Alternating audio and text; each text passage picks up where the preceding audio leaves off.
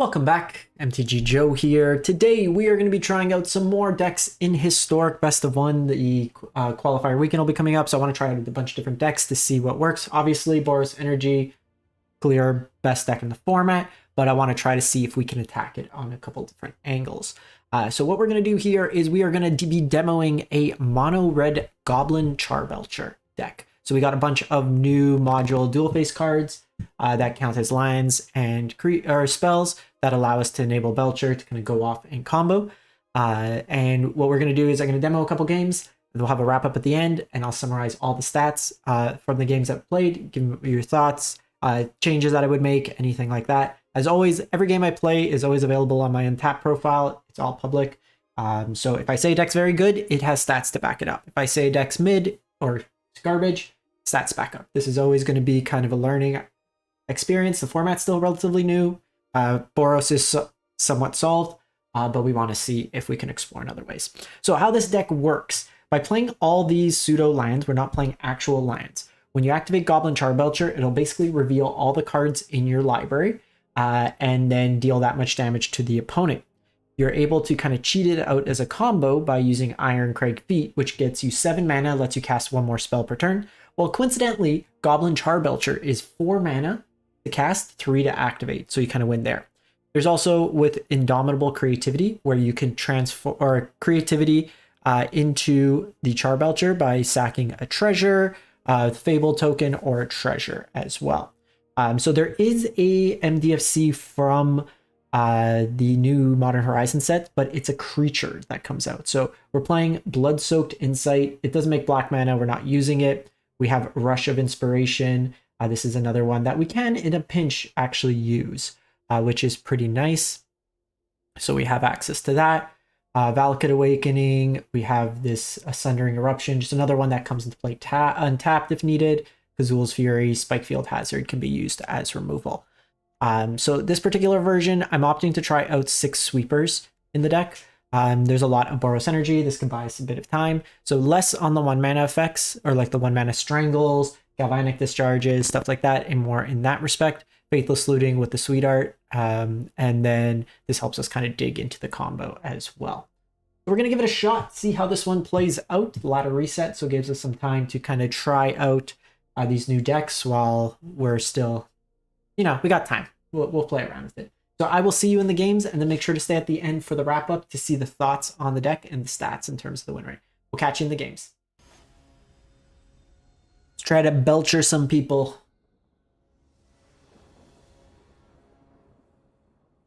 We have the combo against Luris, so it will be energy. So I do think we shock on one. Could be ninjas or something, but more often than not, if you see Luris, assume it's energy.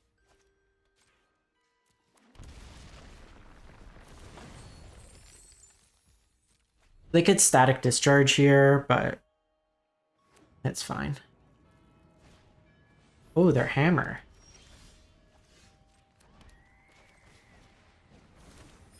Okay, so they're dead next turn. We could be dead.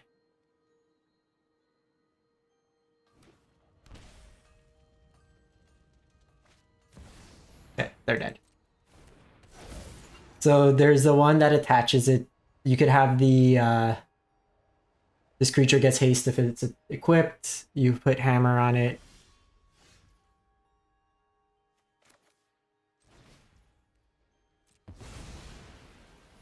Turn 3. Got him. Belchered. Watch for the next one. Alrighty, first game in. Let's see how it plays out.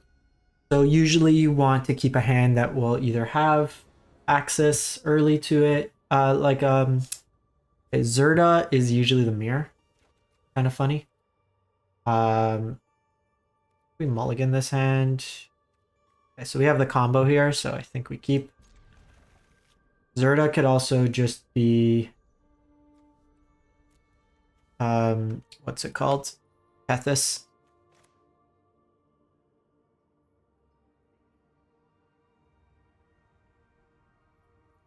So Strike It Rich could be useful here. Okay, so they're Kethis. We might just be dead before we get a chance. So if we could get Strike It Rich, we could combo on turn 3. Otherwise, we're comboing on turn 4. Our life total doesn't really matter in this matchup. This is a game where...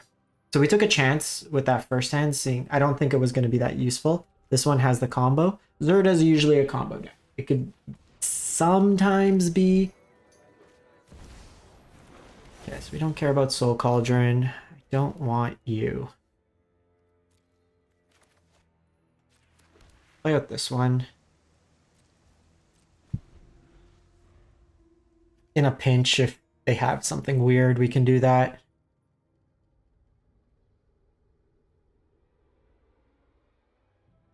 So the only upside is they haven't enabled any kind of mill yet. So even if they Kethis here, they don't have a lot of value. They can quickly kind of assemble that. We can see a Jace come down and 15 mill them, and then set up a Kethis. See Kethis come down.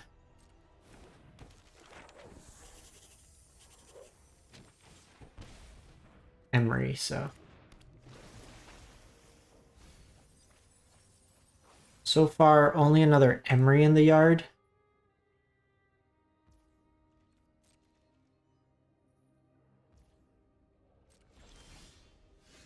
We stop drawing creativities.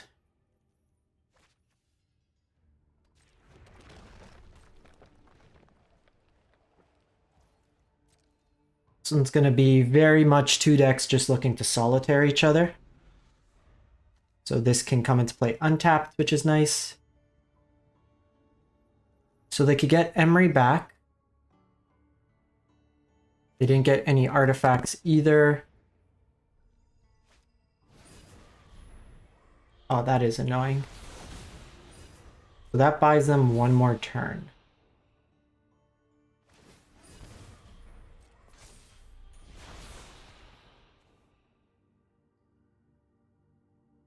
We could creativity Kethis, but it's destroy anyways, so it doesn't actually do anything.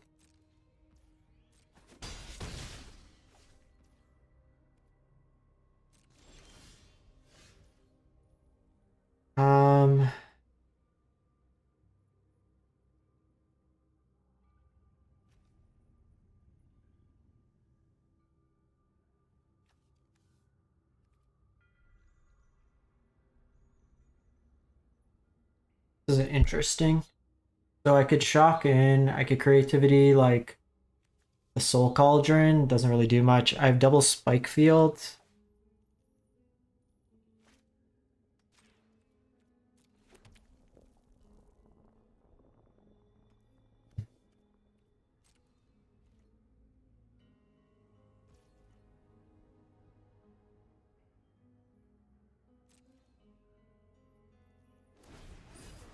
So I can double Spike Field on like the Delighted Halfling. Maybe we do that.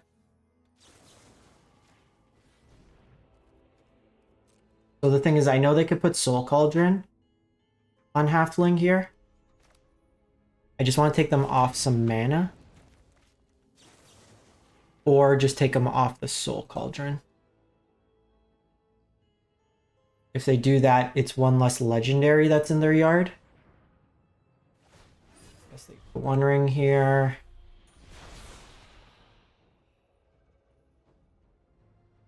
We're probably dead.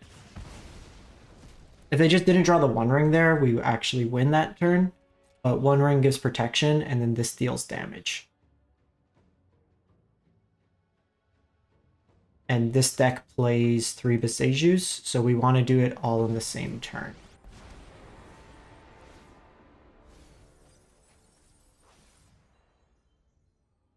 So they can use Emery, get back Mox. Mox gives them 2 mana. So they're actually short 1, which is nice.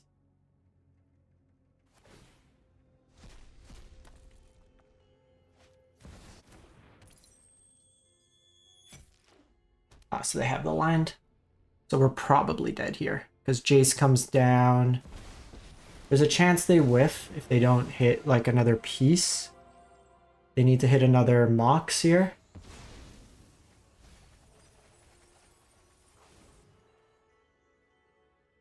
Which they don't. So we're safe, so we should win next turn. So notably, they don't have another artifact they can cast. So hitting that Delighted Halfling actually paid off because they would have been able to cast like Rona or something.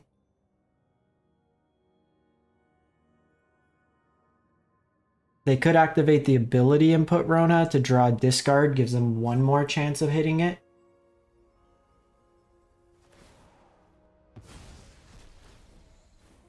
Oh, that actually lets them generate the mana. Let's see here.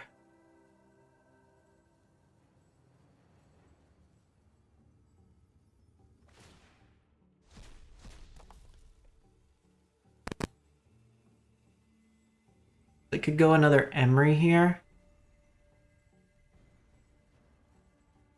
Keep the original Emery, and then that could potentially mill them. Okay, so now they win. So now basically what will happen is they'll gain infinite mana. So we needed them. Needed them to bulk on one turn. So I'm not gonna put you through this. But basically, I'm gonna keep this game in. We could have comboed if they didn't hit the One Ring, so we had the lethal on turn 4. They needed a kind of consecutive kind of chain of events, which they happened to hit. There was a chance they whiff, they got it, so we will just concede this one and move on. Catch for the next one. Alrighty. Hopefully our lands come together a little bit better. So we have the Iron Crag, we have the Fable, we have the Creativity, but we don't have a way to kind of enable. Luris is going to be a... I think this version, or this hand is good. We will keep... I will put a Belcher back.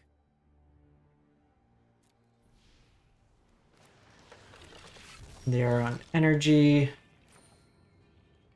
I could shock on one, but I think our life total in this matchup is relevant.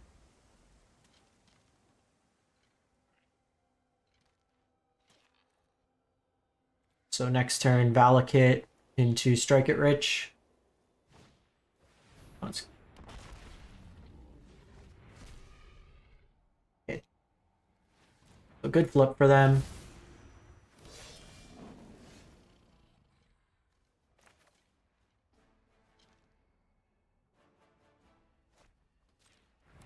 And are tapped. So we could win next turn if they don't hit our treasure. This being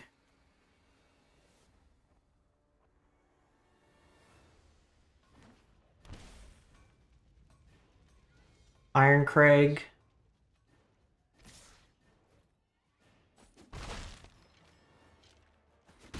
If they do hit our treasure, I can just sweep.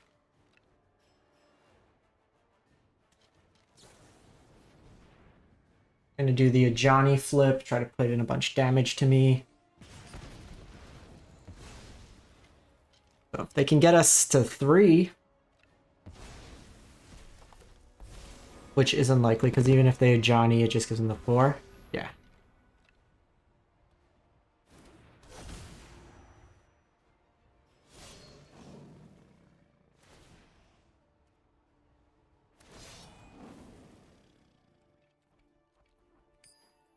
So this was...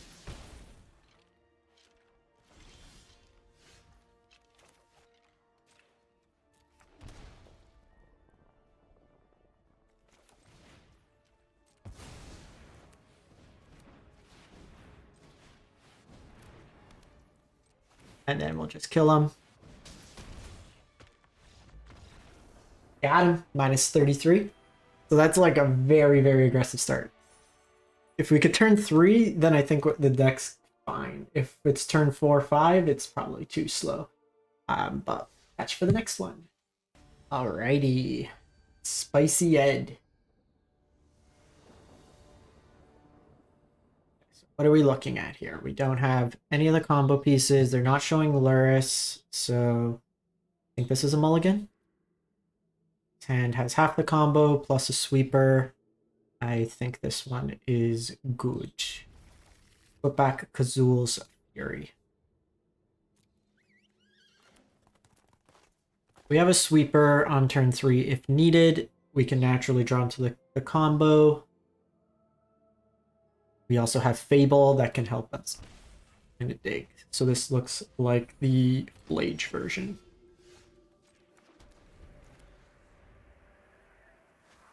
So Smashing has a bit more utility than the Sundering Eruption, so we'll play this out second.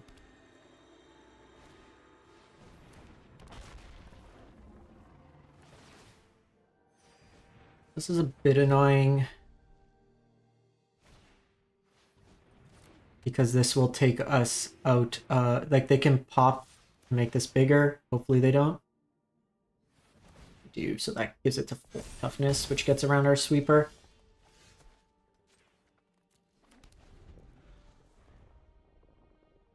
So one of the downsides, obviously, 3 damage sweeper versus 4. If they just hit like a Johnny or something like that, they maybe don't pump.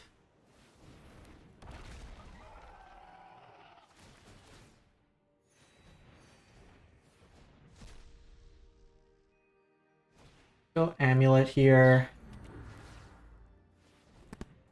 They likely draw with Amulet, which gives us some utility. See if they decide to do that. Which works out better for us, because at least we clear out 3 of these. We do go to 8 with them having the 3 power here.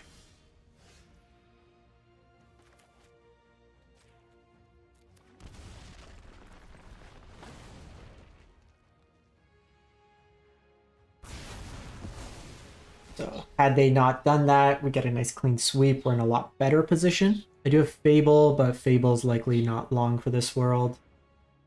Draw the Ajani. So I need Belcher in hand this turn.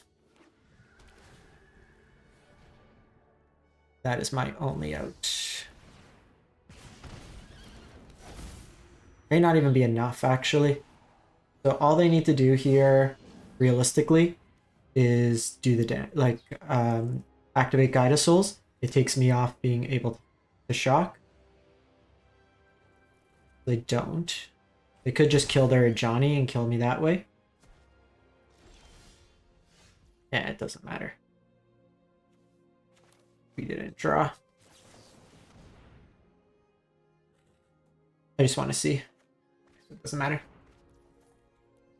Alrighty, so I'm going to catch you in the wrap-up on this one. We did our 5 games, and I will summarize the thoughts on the deck itself. Wrap-up time. So we went 2 and 3 with the deck. We beat Energy, lost to Energy. We had a chance. Like, all the games, this is kind of like the sentiment of this type of deck. All the games we had the chance to either turn 3 or turn 4 combo, and it just ran into kind of like weirdness.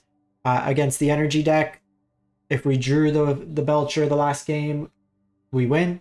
Against Yogg, they comboed on turn 4. If they didn't draw the One Ring that turn and then kind of flip into what they needed, we win.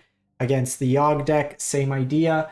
They turn 3. So against the combo decks, it's basically a race that we are less consistent at. Because a lot of these creature decks have a lot of ways to kind of enable, a lot more redundancy. We're a little bit more all in, which was kind of susceptible for the deck. Against like just the non-interactive creature decks, we are okay. Again, it depends. Do you draw your like sweepers, your lands coming into play, are lands dealing damage? Kind of temperamental at times. All in all, I don't think Belcher notably got that much better, while you do get some other lands. Even if you go like a second color, I don't think it makes too much of a difference. You could go green and play that like Malavant, like the look at the top 4 cards, put a permanent into your hand, create an Eldrazi. That could be a way to look at it. It gives you a little bit more play on 2, but then you're still kind of playing some like weird mana. You do get the dual land in terms of that, which makes it a little bit easier to splash that second color. All in all, though, try it out if you're interested. Like, we could have gone 5-0, we could have gone 0-5, and I think there's not a lot of decisioning with this type of deck. It's kind of how your hand comes together. Like, do we mulligan? Do we not? Do we go on the play? Like, what do? We are on the draw like 3 to the 5, so that also kind of plays into effect. But for a format that's a lot of variance, there's a lot of aggressive decks. We're a little slow in that regard. So all in all, it's something you could try. It could win games, but I wouldn't take it for the qualifier play-in event. But we'll catch you next time. Make sure if you do enjoy this type of content, we are trying to hit 15,000 subs on the channel. Liking and commenting also goes a long way. They're all free, easy, and helps support. Thanks for watching. Hope you have a great one and stay safe out there.